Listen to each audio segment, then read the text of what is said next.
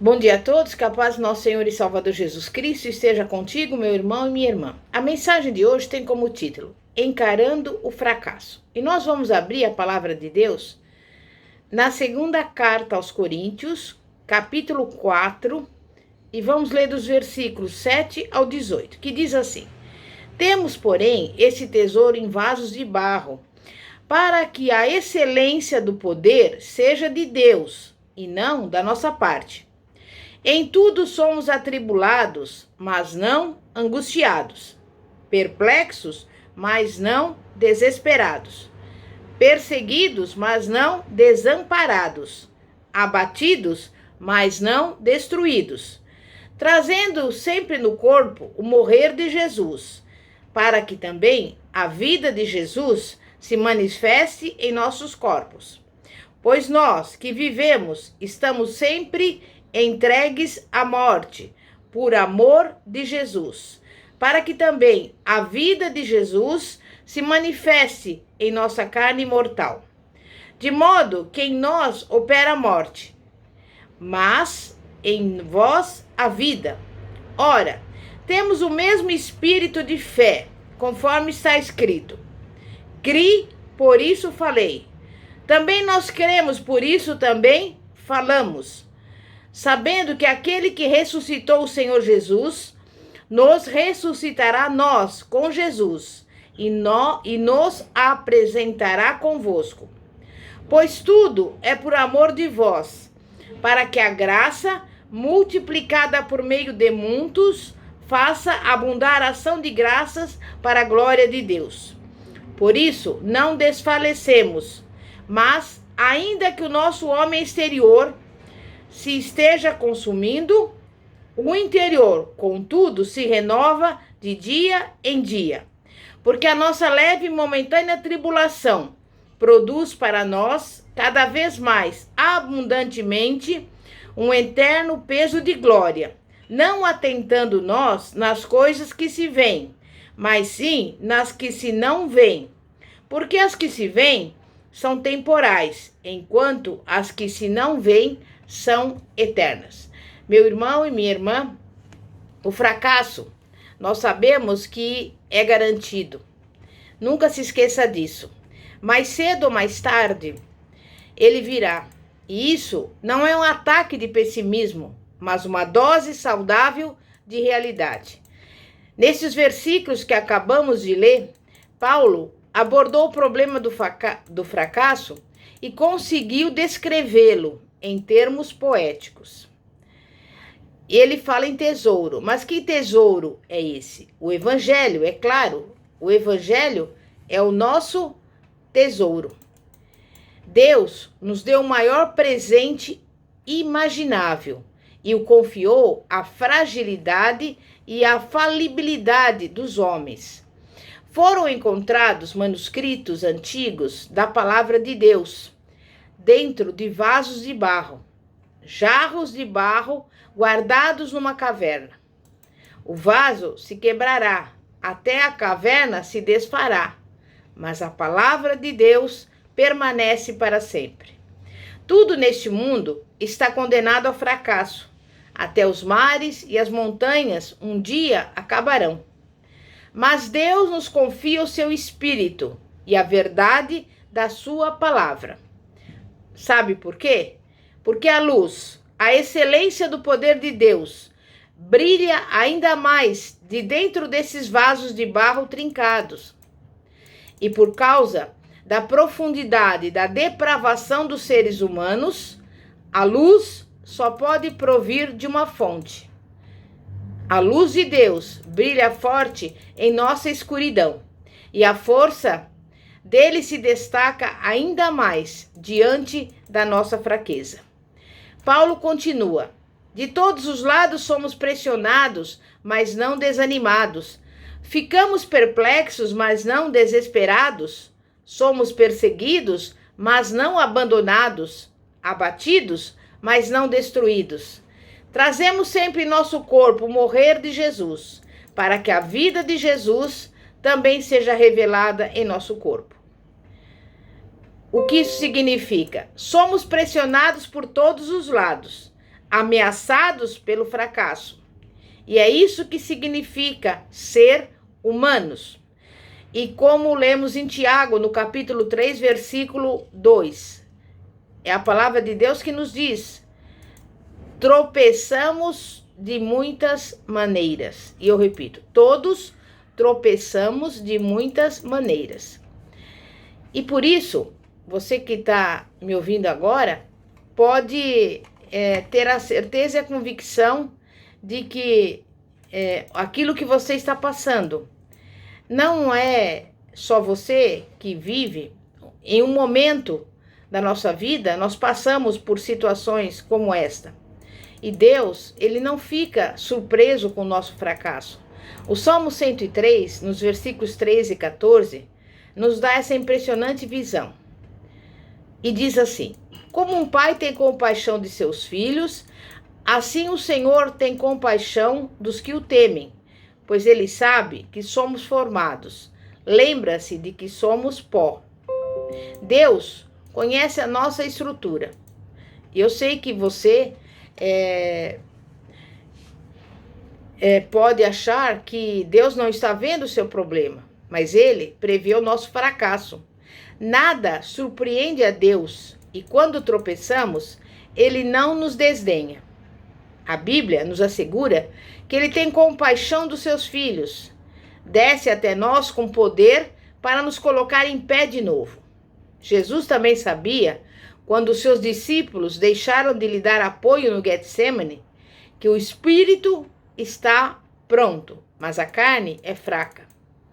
A Bíblia nos diz que não temos um sumo sacerdote que não possa se compadecer das nossas fraquezas. Ele entende. Ele sabe como funciona esse mundo e como as pessoas caem vez por outra.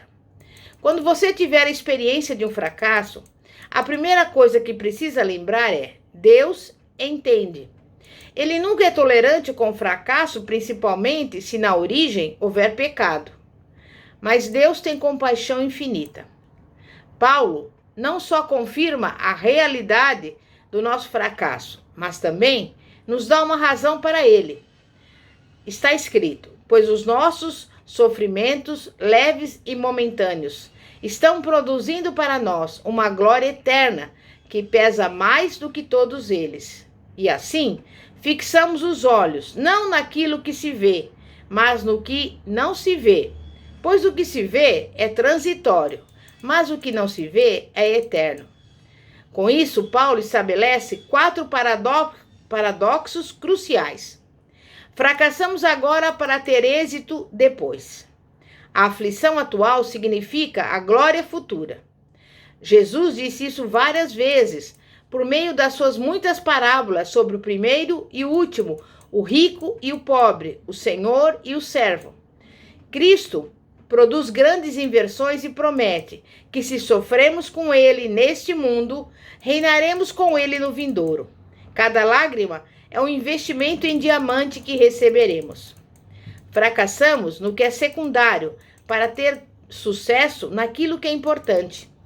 Paulo se refere a isso como sofrimentos leves e momentâneos e uma glória eterna. Sofremos sim, também passamos por humilhações e nos ferimos. Vamos observar a vida da perspectiva do reino de Deus. Considerando a importância dos negócios do rei, o peso dos problemas de hoje começam a parecer ignoráveis. Paulo também teve os seus problemas, porém, não os via através das grades da janela da prisão, mas pelas estrelas de um céu infinito. Fracassamos no temporário para ter êxito no eterno. Isso tudo, diz Paulo, é transitório. As suas preocupações atuais serão história antiga, já no ano que vem. Mas as verdades eternas a tudo resistem, jamais se desfazem. E se nos ativermos a elas, permaneceremos ligados ao que é eterno e livres do que é passageiro e insignificante. Fracassamos na aparência para ter êxito interior. Nós nos preocupamos tanto com as aparências, mas Deus se preocupa tão pouco com elas. Estamos concentrados na percepção pública, mas o olhar firme de Deus nunca sai do coração. Essas, portanto, são as razões para o fracasso e são muito animadoras. O fracasso não é um fato isolado e insignificante, mas parte do processo de santidade. Caímos, levantamos, e cada vez que levantamos, ficamos mais fortes e entendemos um pouco mais as verdades eternas. Por isso, diz Paulo, não desanimamos.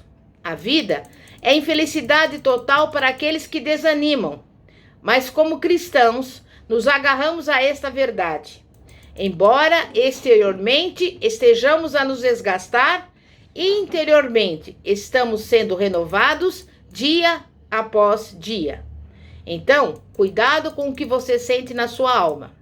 Nós precisamos combater o gigante do fracasso. Em primeiro lugar, precisamos ser firmes e reconhecer o fracasso. Não adianta dissimular ou chamar de outra coisa. São as pessoas que fracassam. A verdade não se preocupa com a comodidade. Ela promete ser libertadora. Assuma o seu fracasso. Aceite a responsabilidade. Viver uma mentira não resolve. Por isso, os cristãos sábios lidam honestamente com o seu passado antes de avançar. Quando você enfrentar os seus insucessos, não esqueça que nem todo fracasso é pecado. Algumas circunstâncias estão fora do nosso alcance. Jó perdeu a família, a casa, todos os bens, mas não culpou a Deus por ter feito isso. Jesus foi preso, condenado e executado, apesar de ter vivido nesta terra sem cometer pecado. Talvez você tenha fracassado no passado, apesar dos motivos honestos e das boas atitudes. Por outro lado, se você desobedeceu a Deus de alguma forma, o Espírito deseja que você fique consciente disso. Você não terá paz no coração enquanto não confessar o seu erro e se arrepender. É a única maneira de reconhecer o seu mau êxito. O Salmo 103, versículo 10, nos garante que Ele não nos trata conforme os nossos pecados e nem nos retribui conforme as nossas iniquidades. O que significa? Significa que Deus não nos trata segundo o nosso fracasso, mas à luz da sua graça. Não importa o que você tenha feito, nem o quão terrível isso seja, jamais consegue ultrapassar a infinita graça e o perdão de Deus. Basta estender a mão e aceitar o presente. Só precisa vir, confessar e se arrepender. Reconheça o seu insucesso. Aceite o perdão divino. O grande fator remidor do fracasso é esse. Temos a oportunidade de aprender o que não aprenderíamos de outro jeito. A frustração pode ser uma porta para uma nova modalidade e novas oportunidades. Não tire os insucessos da mente, não por completo, pois podem ser produtivos. Caia quantas vezes for necessário e acabará aprendendo a caminhar por tentativa e erro. Aceite o fracasso como um fato da vida e não como um modo de vida. O fracasso é um acontecimento e não um indivíduo. Se você se vir como um fracassado, estará condenado a infinitas repetições do que já fez. Empilhará fracasso em cima de fracasso e vai se basear tudo numa falsa percepção de você mesmo, pois Deus não te vê como um arruinado, Ele te vê como filho dele. Pedro sabia tudo sobre fracasso. Jesus o avisou do fiasco quando estavam no cenáculo. Cristo disse que Pedro teria 3 chances e falharia em todas. O apóstolo não quis acreditar nem um minuto sequer nessa predição, até que ela se concretizou. Ele negou 3 vezes o seu maior amigo, mestre e salvador. A Bíblia diz que quando ele deparou-se com a verdade, assentou-se e chorou amargamente. Mas esse é apenas o primeiro ato da história de Pedro. Mais tarde, lá está ele no livro de Atos, pregando no dia de Pentecostes. Nessa ocasião, ele apresenta um dos maiores sermões da história do cristianismo. Jesus Cristo escolheu Pedro, que o negara e que fracassara, para transmitir aquela mensagem. E nesse dia, centenas se entregaram a Cristo, depois da poderosa pregação desse discípulo.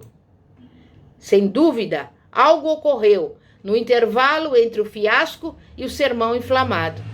Pedro havia encarado seu mestre de novo, na praia, no capítulo 21 do Evangelho de João, e descobriu que um mau êxito pode ser transcedido pelo perdão. Desse dia em diante, ele foi um novo homem. Transformou-se no poderoso apóstolo que Jesus sempre soube que ele haveria de ser. O fracasso não é um fato, é um fato da vida e não um modo de vida. Então, levante-se do fracasso e recomece. Podemos passar anos remoendo a frustração, mas a única atitude sábia é apresentá-la diante de Deus, reconhecê-la e depois erguer-se e prosseguir como um ser humano mais forte e mais sábio.